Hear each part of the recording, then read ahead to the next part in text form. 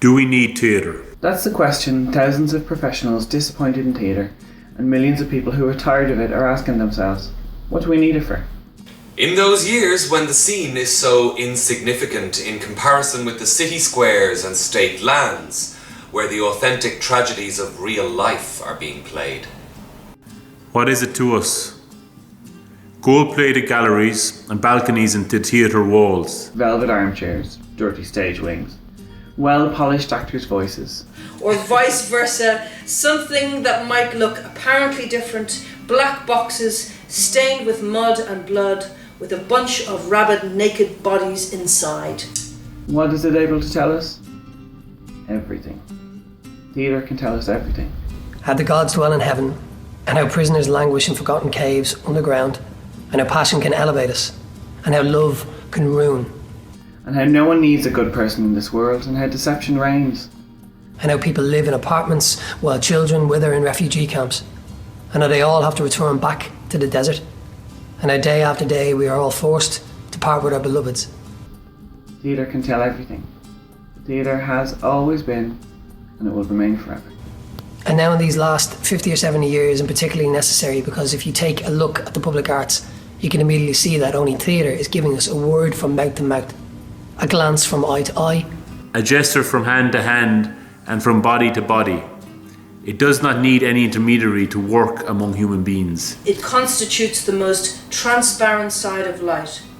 It does not belong to either south or north or east or west. Oh no, it is the essence of light itself, shining from all four corners of the world, immediately recognizable by any person, whether hostile or friendly towards it. And we need theatre that always remains different. We need theatre of many different kinds.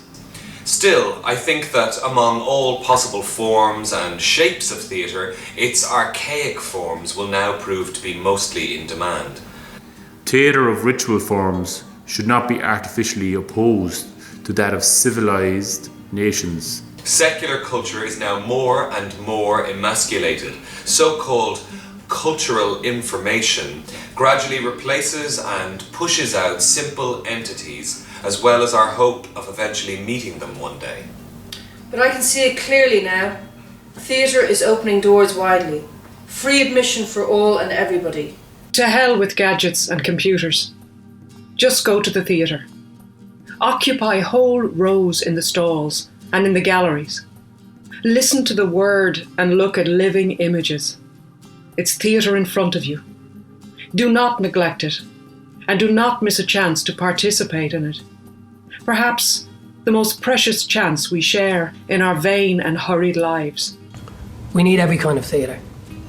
There is only one theatre which is surely not needed by anyone. I mean a theatre of political games, a theatre of political mousetraps, a theatre of politicians, a futile theatre of politics. What we certainly do not need is a theatre of daily terror, whether individual or collective.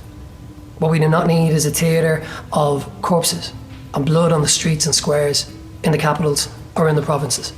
A phony theatre of clashes between religions and ethnic groups. So, happy World Theatre Day for 2016. That was a message by Anatoli, Vassiliev. Thank you.